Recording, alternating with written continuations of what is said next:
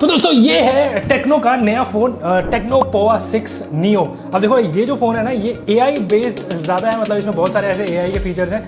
लेकिन ये फोन हम पिछले कुछ दिनों से टेस्ट कर रहे थे और मैं बोलूंगा कि भाई देखो प्राइस जो इसका है ना 12,000 रुपए, उसके हिसाब से काफी इंटरेस्टिंग फोन है। ये सारी चीजें मैं आपको इस वीडियो में बताऊंगा, काफी अच्छे से हमने इसको टेस्ट कर लिया है। तो बिना किसी तरीके भाई स्टार्ट करते हैं इसके अनबॉक्सिंग से। लेकिन वीडियो पसंद आए वीडियो लाइक कर देना और इस तरह का कंटेंट देखना चाहते हो तो इस चैनल को सब्सक्राइब करो। तो सबसे पहले भाई देखो बॉक्स कुछ इस तरह से आता है और इसके ऊपर लिखा होगा भाई ये जो 16 GB रैम आपको मिलती है, ऐसे 8+8 GB रैम है और उसके अलावा 256 इनबिल्ट स्टोरेज है। इस प्राइस में ना 256 GB स्टोरेज मतलब मेरे ख्याल से सेगमेंट में ये पहला फोन होगा आई गेस। बाकी पीछे इसके जैसा देख सकते हो भाई जो स्पेसिफिकेशन वगैरह 108 मेगापिक्सल का कैमरा है, डायमेंसिटी 6300 इसमें प्रोसेसर दिया है, 5 ईयर लैग फ्री फ्लुएंसी। अब इसका क्या मतलब है, लेकिन इसके अलावा 120 हर्ट्ज का यहाँ पर स्मूथ डिस्प्ले दिया हुआ है। एक कैच यहाँ पर है डिस्प्ले के मामले में, उसके बारे में आगे बात करेंगे। तो जल्दी से भाई डब्बा ओपन कर लेते हैं। तो बॉक्स में सबसे पहले फोन कुछ इस तरह से पैकेजिंग में आता है और इसको हम थोड़ी देर में देखेंगे। लेकिन इसके अलावा यहाँ पर ऑब्वियस ही बात है इसके कुछ डॉक्यूमेंटेशन रहेंगी और साथ में यहाँ पर एक ट्रांसपेरेंट टीपीयू केस कुछ इस तरह से मिलता है। थोड़े से पीले पड़ जाते हैं टाइम के बाद। लेकिन यहाँ पर आपको एक चार्जर दिया वो है 18 वॉट का और साथ में USB-A to USB-C charging cable है। और सबसे इंपॉर्टेंट चीज है भाई ये सिम इजेक्टर पिन, बहुत जगह पे काम आती है भाई, मिलती नहीं है फिर, तो वो भी बॉक्स में है। और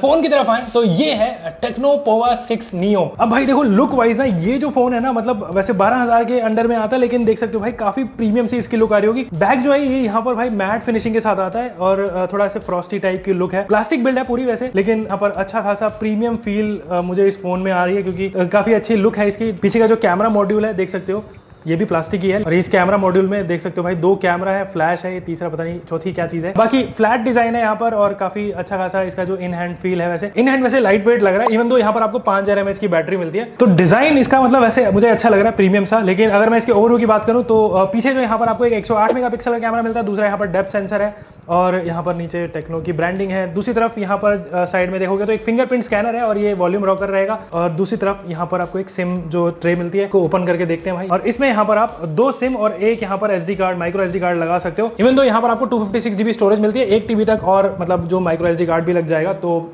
ठीक है अच्छी बात है। बाकी फोन के नीचे की तरफ यहाँ पर हेडफोन जैक का गड्ढा, माइक्रोफोन और USB-C जो पोर्ट है, यहाँ पर स्पीकर ग्रिल है और ऊपर की तरफ भी स्पीकर ग्रिल दिख जाएगी, यानी कि इसमें ना आपको स्टीरियो स्पीकर मिलते हैं, तो ये भी सही है। बट फोन की तरफ आए तो सबसे पहले जैसे बताया इसमें आपको यहाँ पर एक 6.67 इंच का LCD डिस्प्ले दिया हुआ और यहाँ पर आपको ऊपर एक 8 मेगापिक्सल का सेल्फी कैमरा दिख जाएगा। यहाँ पर देख सकते हो भाई जो बेजल्स वगैरह है, नीचे थोड़ा सा चिन्ह दिखता है। लेकिन ये जो डिस्प्ले है ना एक 120 हर्ट्ज के रिफ्रेश रेट के साथ आता है, तो काफी स्मूथ यहाँ पर इसका डिस्प्ले है। मतलब जैसे UI वगैरह रहेगा बहुत ही स्मूथ रहता है, किसी तरह से मतलब ऐसे फील नहीं होता जैसे कोई लैग वगैरह। वैसे तो भाई अभी तक एप्पल जैसी कंपनी भी 60 हर्ट्ज पे अटकी हुई है, लेकिन इस प्राइस में यहाँ पर 120 हर्ट्ज के रिफ्रेश रेट मिलने लग गए हैं भाई फोन में, तो अच्छी बात है। बट यहाँ पर एक कैच है कि ये जो डिस्प्ले है ना ये एक जैसे भाई LCD डिस्प्ले है वैसे, लेकिन उसके अलावा यहाँ पर एक HD डिस्प्ले है। मतलब रेजोल्यूशन यहाँ पर आपको भाई 720p वाली मिलेगी। फुल HD डिस्प्ले यहाँ पर मेरे को लगता है कि शायद होना चाहिए था, बट डिस्प्ले की क्वालिटी यहाँ पर अच्छी है। ऑब्वियसली बात है एमोलेड डिस्प्ले नहीं है, लेकिन फिर भी यहाँ पर काफी पंची से कलर है और शार्पनेस भी बोलेंगे यहाँ पर अच्छी है। तो जो भी OTT प्लेटफॉर्म रहेंगे उस पर आप HD में स्ट्रीम कर सकते हो। इस फोन में केपेबल फोन है, मतलब HD स्क्रीन यहाँ पर भाई देते तो थोड़ा सा और मतलब अच्छा लगता है, यहाँ पर व्यूइंग एक्सपीरियंस अच्छा होता। बाकी स्टीरियो स्पीकर्स हैं जिनकी परफॉर्मेंस बोलूंगा यहाँ पर ठीक है, काफी अच्छी खासी है। ऑब्वियसली बात है फोन के स्पीकर्स ही हैं तो इतना ज्यादा बेस एक्सपेक्ट नहीं कर सकते, लेकिन यहाँ पर क्लैरिटी अच्छी है इनके स्पीकर्स की। तो मल्टीमीडिया का जो एक्सपीरियंस है इस फोन में यहाँ पर डिसेंट है, अच्छा है। हर चीज फुल HD पे आकर अटक जाती है वैसे तो। ब्राइटनेस यहाँ पर आपको मिलती है भाई 500 निट्स की, 280 निट्स टू बी प्रिसाइज। लेकिन यहाँ पर भाई इंडोर आउटडोर में विजिबिलिटी में प्रॉब्लम नहीं होती। बहुत ज्यादा धूप वगैरह रहेगा ना तो थोड़ा सा विजिबिलिटी कम लग सकती है, लेकिन काम चला सकते हो। तो डिस्प्ले यहाँ पर अच्छा है, 120 हर्ट्ज का, कोई यहाँ पर कलर शिफ्ट वगैरह भी नहीं है। बट मेरे ख्याल से फुल HD होता है तो थोड़ा सा और बेटर लगता। टच सैंपलिंग रेट 240 हर्ट्ज का है जो बेसिकली गेमिंग वगैरह में काम आता है। गेमिंग के बारे में हम आगे बात करेंगे। उसके अलावा इस फोन में आपको यहाँ पर हाई OS दिया हुआ है जिसका वर्जन है 14.5 और यहाँ पर मैं बोलूँगा कि थोड़े बहुत ब्लॉटवेयर मिल जाते हैं। वैसे मैंने बहुत सारी चीजें इंस्टॉल करी थी टेस्टिंग के लिए, लेकिन ब्लॉटवेयर फिर भी आपको थोड़े बहुत मिलेंगे। बहुत क्लीन एक्सपीरियंस नहीं है इसका भी, बट अच्छी बात है भाई आप रिमूव वगैरह कर सकते हो उनको। बाकी एंड्रॉइड वर्जन यहाँ पर इस फोन में आपको 14 मिलता है, तो ये सही है। और यहाँ पर अगर मैं इसके स्पेसिफिकेशन की बात करूँ तो ये जो मेरे पास फोन है इसमें यहाँ पर 8 GB + 8 GB वर्चुअल रैम है, मतलब 16 GB रैम उसको बोल सकते हो। यहाँ पर LPDDR4X रैम रहेगी। बाकी जो स्टोरेज है वो इस फोन में 256 GB स्टोरेज है, तो ये अच्छी बात है वैसे। बट ये जो स्टोरेज है UFS 2.2 यहाँ पर आपको मिलती है। बट इंपॉर्टेंट चीज होता है भाई प्रोसेसर, जो कि इस फोन में आपको मिलता है भाई MediaTek का Dimensity 6300। और ये जो प्रोसेसर है भाई मतलब मिड रेंज जो फोन रहते हैं, मतलब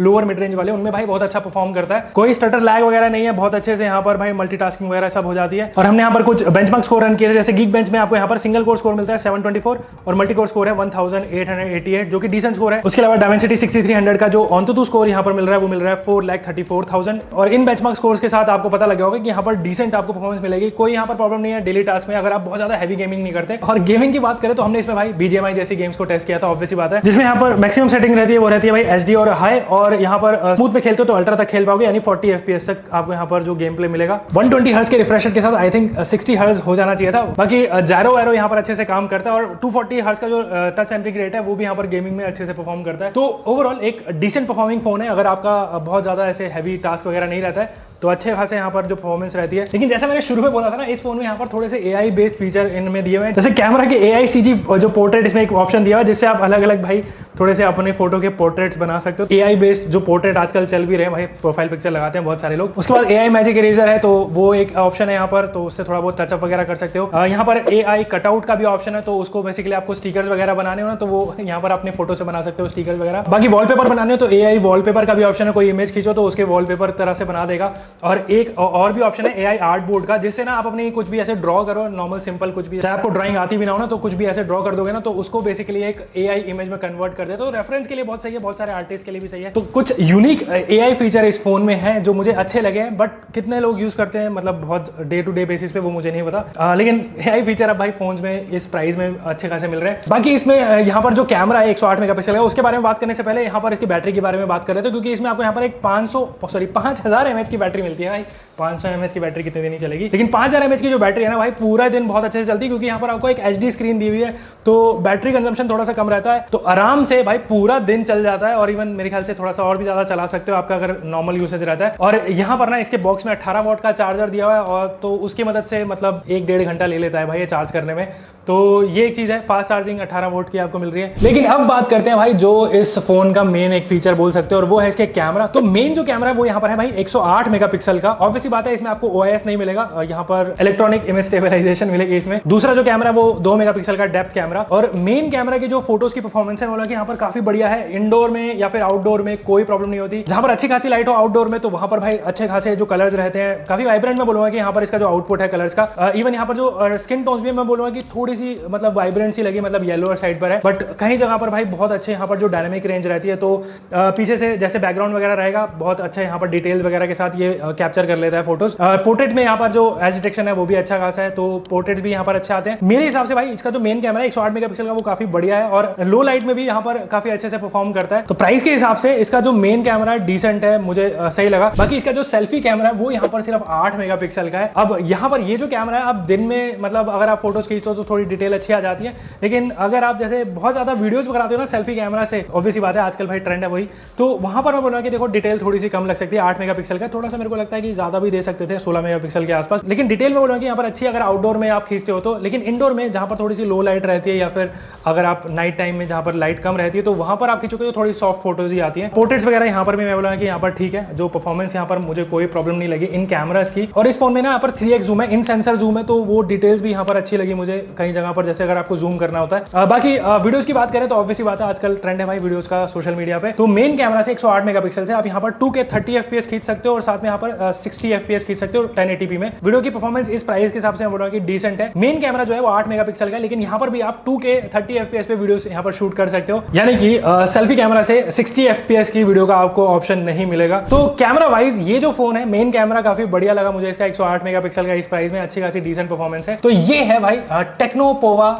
6 नियो। अब ये जो फोन है इसकी परफॉर्मेंस काफी सही है, 12000 के हिसाब से जो यहाँ पर डायमेंसिटी 6300 मिल रहा है, तो वो सही है। यहाँ पर 120 Hz का रिफ्रेश रेट भी आपको मिल रहा है, वो भी बढ़िया है। लेकिन जैसा मैंने बताया भाई आपको HD डिस्प्ले मिलता है, तो वो एक चीज है, मुझे लगता है कि वो थोड़ा मेरे को लगता है बम्प अप करके 1080p तो देना चाहिए था इस प्राइस में, बट परफॉर्मेंस यहाँ पर बढ़िया है। कैमरा की परफॉर्मेंस जैसे मैंने वो भी डिसेंट है। बैटरी बैकअप यहाँ पर 5000 mAh की बैटरी HD डिस्प्ले की वजह से थोड़ा सा वो बेटर परफॉर्म करती है। तो ओवरऑल भाई 12000 रुपए में ये जो फोन है, मुझे इसकी परफॉर्मेंस बढ़िया लगी है। तो अगर आपको एक परफॉर्मेंस सेंट्रिक फोन चाहिए, कैमरा सेंट्रिक मैं बोल सकता हूँ, अगर आपको मेन कैमरा थोड़ा सा बेटर चाहिए तो डेफिनेटली यहाँ पर ये फोन आप चेकआउट कर सकते हो। और इस फोन को हमने भाई जैसे बताया पिछले कुछ दिनों से काफी अच्छे से टेस्ट किया था। तो अगर आपको कोई स्पेसिफिक वीडियो चाहिए इस फोन के बारे में, चाहे कैमरा हो गेमिंग हो, तो वो आप नीचे कमेंट कर देना, मैं ट्राई करूंगा उसको अलग से एक डेडिकेटेड वीडियो बनाने की। बाकी ये फोन आपको कैसा लगा है वो आप नीचे कमेंट करके बताओ। बाकी ये फोन परचेस करना होगा तो लिंक नीचे डिस्क्रिप्शन में दिया, चेकआउट कर सकते हो। बाकी वीडियो पसंद आए वीडियो लाइक कर देना, और इस तरह का कंटेंट देखना चाहते हो तो इस चैनल को सब्सक्राइब कर लो। तो मिलते हैं इसी तरह की एक्साइटिंग वीडियो के साथ, और मैं आपको मिलूंगा अगली बार।